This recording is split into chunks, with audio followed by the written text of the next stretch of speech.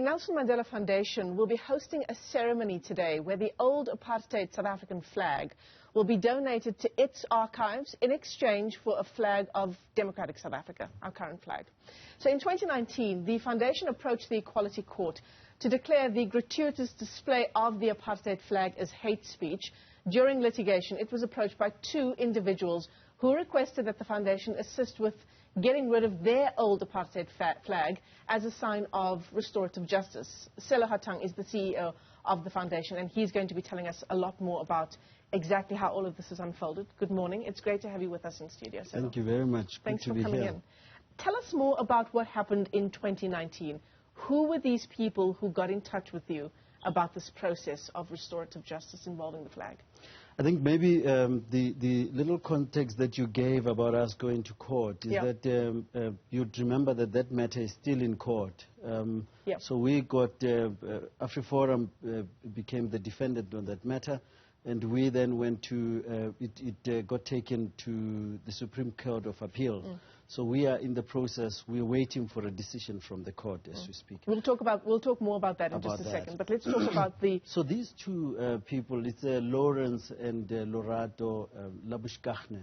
So the father, Lawrence's father, was a policeman, and he was called to go and disarm a bomb that had been placed in a mall, which was predominantly serving black people. And it was placed there by right-wing forces who were going to, they wanted to destabilize the elections in 1994. So unfortunately, the bomb then went off and it killed him. As you know, that the flag of a hero like that then gets draped with a flag, rather the coffin gets draped with a flag, and that flag was then given to the family. It's been with the Labushkachne since. And when this matter came up... And that's obviously the old South African flag. The old South African flag, I should add. So when this matter came up, when we started raising issues about this flag, the Labushkachnes then said, you know, we've got this flag and in our living room, and it would be good for us to then give it to the foundation. This is way back in 2019, to give it to the foundation for you to put it in your archive, in the museum that we have, which you've visited. And we were supposed to have had this event in 2020, but of course then COVID hit and we're only able to do it today, which is perfect because it's beginning to remind us again that the healing process is not an event. So today's event marks the process that the Labushkachnes will be going through, where they have to heal themselves. Our woundedness as a nation will be on display again tonight at the Nelson Mandela Foundation. And we are saying for social justice to take root, for us to be able to reckon with the difficulties that were brought about by apartheid, which was declared a crime against humanity, we must start that process with these kind of baby steps.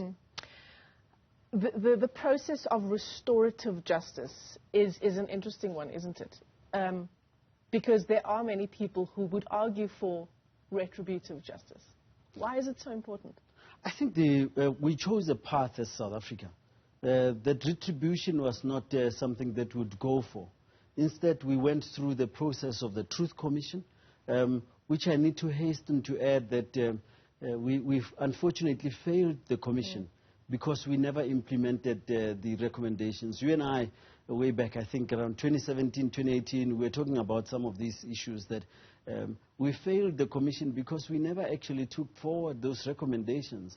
And the people who testified and relived the worst moments of their lives at the TRC. And we saw them suffering again, and they walked away thinking something will happen. Those who inflicted pain on us will then be made to account. They never did. And today we are assisting some of the families in terms of them taking these matters to court. The Dulce September family, for example, Michelle, we're helping them in France, where we're trying to then find files that can, from the French government, that can at least help them with their healing, stitch their wounds together, so that at least they are able to get through the pain they went through when they were going through the commission with the hope that something was going to come through. And one of the saddest things about what we've gone through as a nation is that it's as if we treated that as a blip. it's part of the process, but it's incomplete. As Ndate Dumisan Tsebeza and Terry Bell calls it, the unfinished business of the nation, of this nation. And it's catching up with us a lot more. Stellenbosch urine incident is not unique.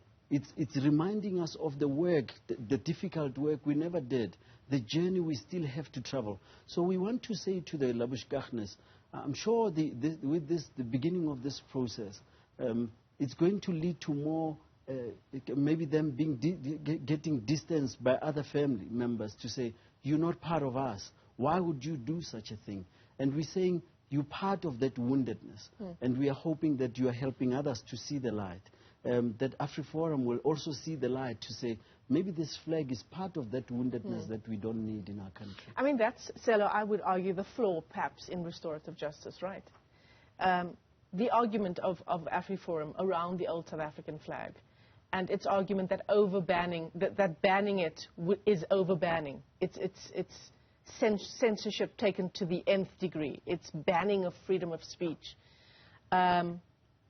And that's perhaps where the hole in restorative justice is, trying to give everyone a piece of the restoration pie.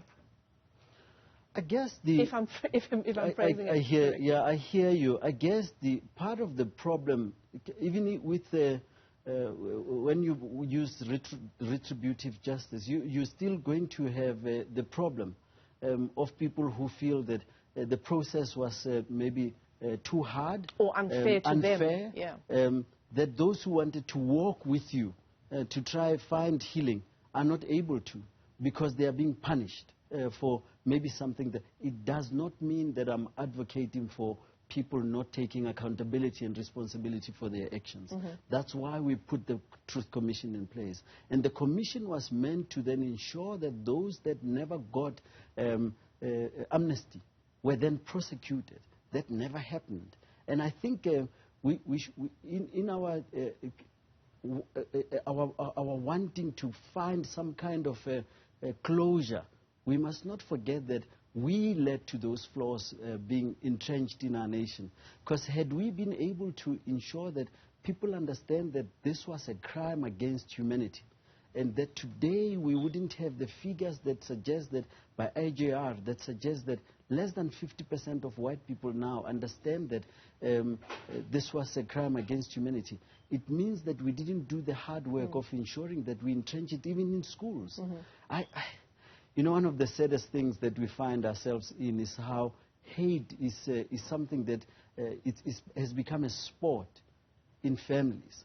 Because how do you explain that a child of democracy can have that kind of deep-seated hatred for black people? It means it happens around tables, dinner tables. It happens around bars. And it means that little ones whose brains accept everything they get poured with so much hatred that they think that they can think inferior of black people as inferior. Yeah. And I think that's part of the journey that we have to travel. And tonight we are hoping that it will again pave another way for us to say restorative justice also has a place in history. Yeah. I want to talk more about just the symbolism of the exchange of flags that will take place tonight. Because when we think, when I bring up the old South African flag in my mind's eye, there is something that happens in the pit of my stomach. Yeah.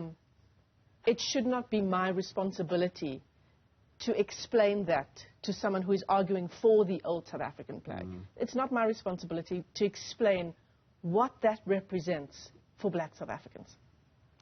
You know, the process of learning and unlearning is a long one. And until such time that we have the patience of at least ensuring that the likes of AfriForum get it, it means we will always have some in our nation left behind. So the teaching process starts with events like tonight. So it's not necessarily that it's upon you as an individual to always teach.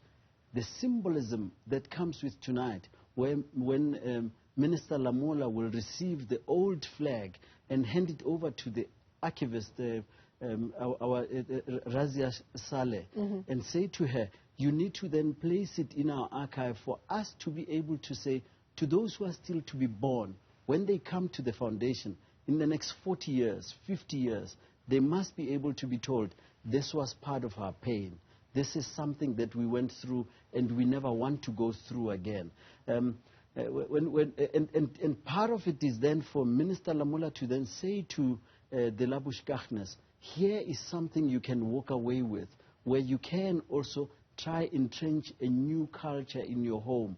It's that culture that we want entrenched in homes across South Africa.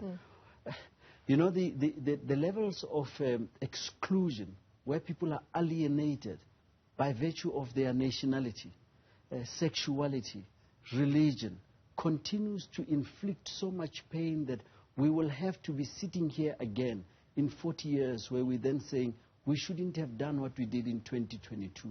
And that's what we're trying to avoid, that those who are still to be born, they are born in a nation that says we care about you despite your color, despite your religion, sexuality, and everything else.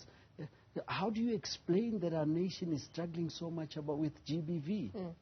It's because of that woundedness, that we believe that our woundedness needs to be passed on, whereas we're saying it has to be cut at some point. And for the Labushkachnes, we hope that it's the beginning of the new journey.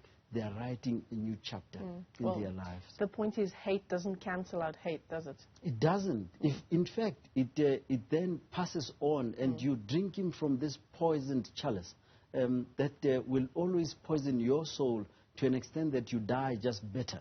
And I'm hoping that our country will realize that reconciliation is not something that you write in the Truth Commission report and you're done. It's a journey, because the teaching process is long. And the journey continues. And it continues. And despite us being tired of explaining, like you said, whenever we're tired of explaining, we must remember Madiba also, in the 27 years he spent in prison, he was explaining to his jailers why what they were doing was wrong. In the 27 years, he converted some of them to then say, maybe what I was doing was wrong.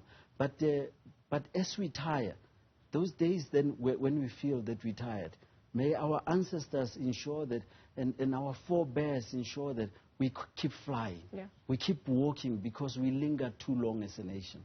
Sello Hatang is the CEO of the Nelson Mandela Foundation. It's always a great pleasure talking to you. Thank you so much. Thank you for coming into studio today. Important ceremony happening at the foundation a little later on today, this evening. The exchange of the apartheid flag for a new democratic South Africa flag, our current flag. Sello, thanks again. Thank you.